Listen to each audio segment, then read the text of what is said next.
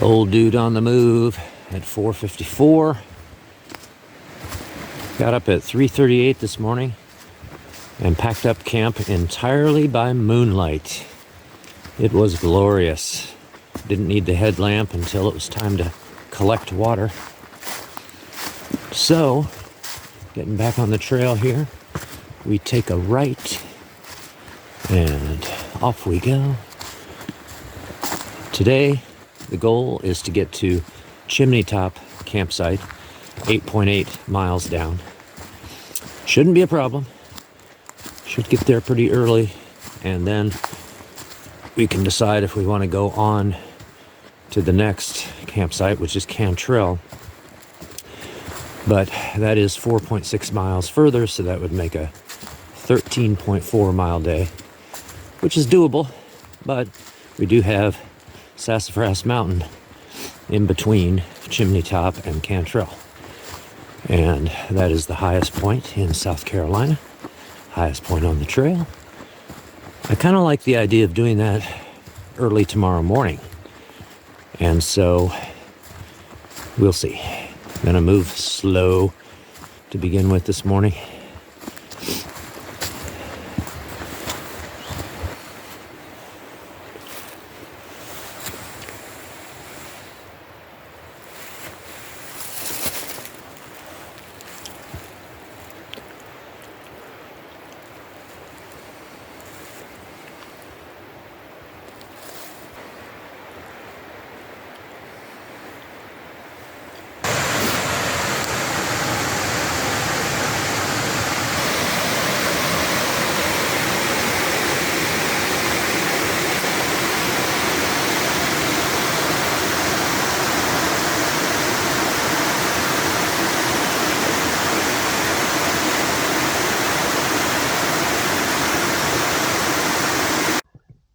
All right, this is the Laurel Valley access. A great big parking lot here, and a lot of people coming and going. From here we have 14.2 miles to go to finish. So there's a big sign here which has a nice map showing us here, and we still need to probably go to Chimneytop campsite tonight, and then summit Sassafras Mountain in the morning, and then the rest of the trail goes down here to Table Rock State Park. And this is, I don't think that's some other trail there. I don't know what that is. But so it looks like we might finish up tomorrow. There's a chance that we'll stop short of Table Rock. There's the last campsite. You can't camp once you get into the state park boundary there, but the last campsite, somewhere there, it's called Lighthouse, I think. So we may stop there tomorrow night and finish up on what would be Friday, but I kind of don't like that idea because rain is expected, and I think it might be nice to get out of here before the rain starts falling. The weather has been so beautiful around the clock. Stopping here to take a break. I took my shoes off for a while, let my feet breathe, having a snack. Now, I have been the recipient of a couple of pieces of trail magic. So there was a fellow who came hiking up this road here, and we chatted for a bit, and then he got in his car, and as he was pulling out, just as he was passing by, he said, "I got an extra Cliff Bar for you. Could you use it?" And I said, "Chocolate chunk with sea salt. That sounds great." So got a little Cliff Bar donation. And also, check this out. That is a charger, because my solar charger is not working so well, and things were getting a little bit desperate with my phone. As I was saying, the phone battery is getting dangerously low, and so I've got the phone, the camera, and the headlamp to keep charged. The most important thing is the phone, because the phone also has a camera, But more importantly, my people are looking for updates when possible so that they know where I am and that I'm doing okay. Phone service is pretty spotty out here.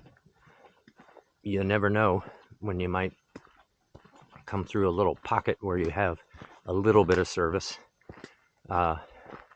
Not great service in most of those places, but occasionally I'll hear my phone make a noise, which might indicate that a text came in. So then I'll stop right in my tracks and take a look and say, oh, I've got a bar or two here, so maybe I can send a few texts. So why do I have that other charger? Well, I met a couple out here and their dog, all three lovely. They were doing an out and back from that parking lot out to Virginia Hawkins Falls campsite where they spent the night, and then they were coming back today.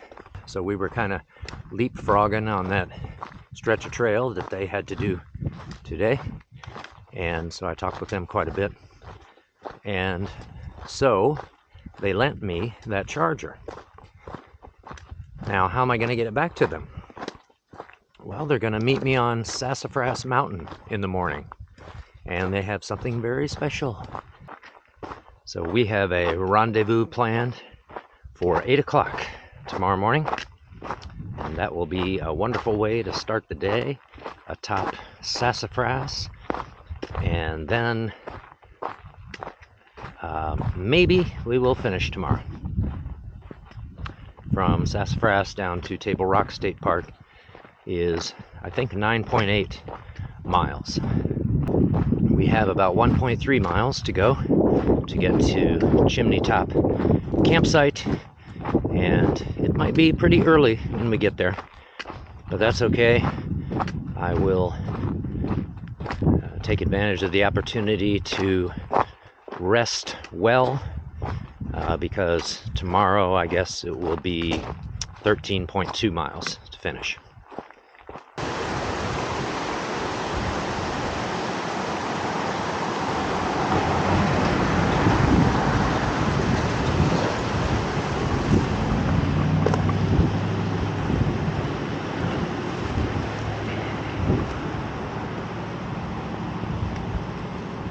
That is Highway 178.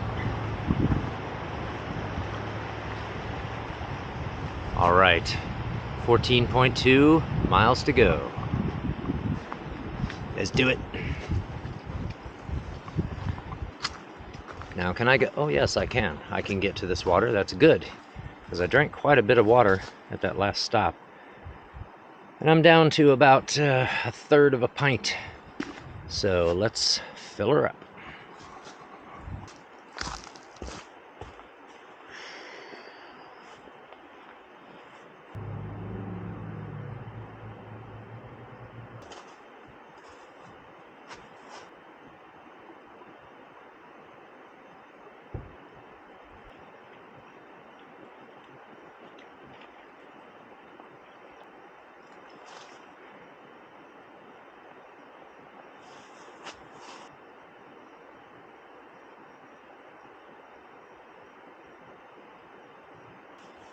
That was about the best I could do. It's just so shallow.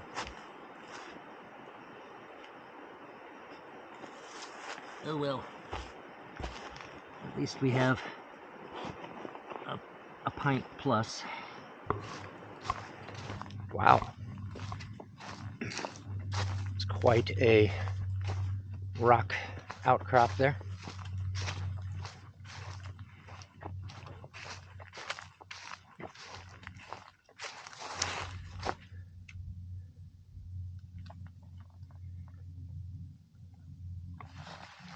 Are we headed up there? We'll find out.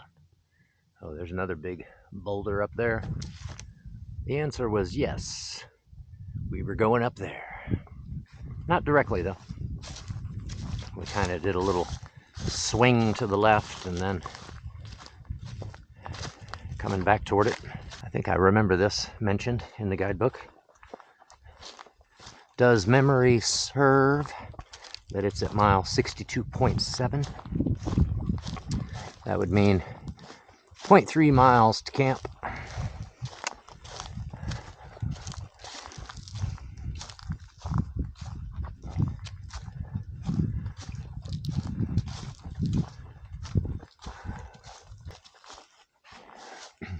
We've gone way above where the road was, but you can still hear traffic on it.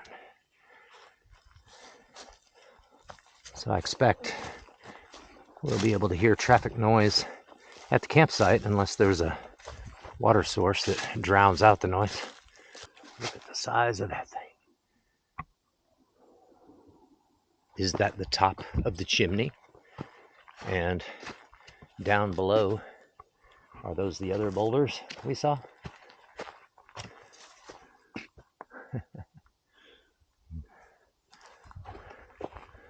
You can see all the maintenance that's gone on to clear these fallen trees from the path. Trail is quite well maintained, I must say. Very well maintained. I can only think of one spot that looked kind of fresh, and it wasn't too difficult to get through. There were 2 fallen trees there, and I climbed up onto one and then up over the higher one as well. And okay, there was another spot I can remember where I really didn't want to take off my pack, so I just almost got down on my belly and slithered under that thing and got very dirty in the process, but at the time it was better than taking my pack off.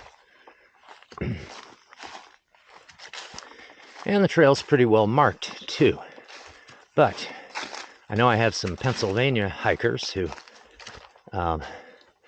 subscribe to my channel, and the Pennsylvania forest trails tend to be better marked with more frequent blazing. So be aware of that. The blazes are a little less frequent on this trail. Also, the double blazing that we have in Pennsylvania, and I imagine it's not unique there, but where you have a blaze and then another blaze that is offset to the right or to the left, indicating that the trail veers in that direction. Well, here it's just they're just aligned, 2 blazes that indicate something's happening. So it might be that the trail is turning, or usually when you see that in Pennsylvania, it means a switchback. The trail is basically going to double back the other way, but not necessarily here. It's just to alert you that something's happening. So heads up. And right now, whole body up. Let's go.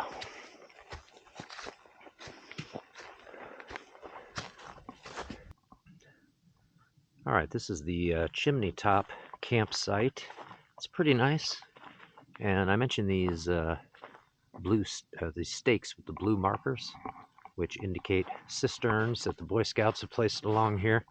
Now here, there's a blue blazed trail that goes down there, and maybe there's a cistern down there, but there's already one up here also. And tonight I have company. Got a couple of hammock campers, a father and son, who this is their 3rd time through hiking the trail. I guess they've started a little tradition. But this stream, doesn't, it's not a raging stream or anything, but I was able to fill up from as the water comes down the rock there with no problem. But in case the water's not flowing much, if we go upstream a bit, you can see one of the cisterns. I guess if you were able to reach under there somehow, you'd be all right. I didn't really notice this before, how you can fill up right there with no problem. But there is the cistern here as well. So, plenty of water in there. Looking a little murky, but you know, it would do in a pinch. For some reason, right around here, there's a lot of pollen. And I've got my camp shoes, these black loafers. But take a look. Look at all the pollen that's collected on them just in the couple hours I've been here, or hour and a half or whatever. You guys want to say hello? Sure? Okay. Oh, that's fine. So this is Mark and James, right? Father and son. So this is your... he's the son, okay. That's good, thank you. I might not have clarified that. So this is your third time through hiking together on this trail, huh? That's correct. That is awesome. So is this going to be a tradition now that goes on for many years? Maybe we'll see. Yeah, we'll decide after we finish. Yeah. So we question our decisions, but then we just get drawn back out. So yeah. Well, there's something about trails; they just keep calling to you, you know. And you've done some work with the Foothills Trail Conservancy, right? Have both of you done some? Okay. Yeah. A lot of maintenance, and some of these benches we help install, and a lot of those are Boy Scout projects, Eagle projects they'll do. But. Mm-hmm. I got a question. I'm curious, how do they get these cisterns out here? Because those things are really heavy, and some of them are in really remote places. So how does that work? Do you know? Unless there's like a road bed, then they probably just carry them in. Carry it? Like from the nearest road bed. Like with these fire pits, we'll take like a 4x4 post. Yeah, I just want to mention, none of us are responsible for this thing being left in there. So 4x4 posts, and screw it to that, and then you carry it over two guys' shoulders. And oh wow. Is there more than two, so that they can switch off or something? Normally, yeah, we do. We used to do monthly maintenance outings. Now I think we have about 5 a year, maybe 6, spread out a little bit. Sometimes you'll have 40 people show up, sometimes 20. There's a core group that usually there's a good bit of support, and they also offer, because most of the trail is in Forest Service land. Anybody that uses a chainsaw has to be Forest Service certified. Parts of the trail go through some of the wilderness areas, so you're not allowed to use mechanical equipment. You have to use crosscut saws. But they offer training on that, and so everything you've got to be certified to do all those things. And we do now have a UTV, so some of the parts that we came through, with those access roads cut through, you can get equipment closer to where you need it. Well, those are all the unseen heroes of the trail that make everything possible for what we do. So it's awesome. So thanks. And hey, good to meet you guys.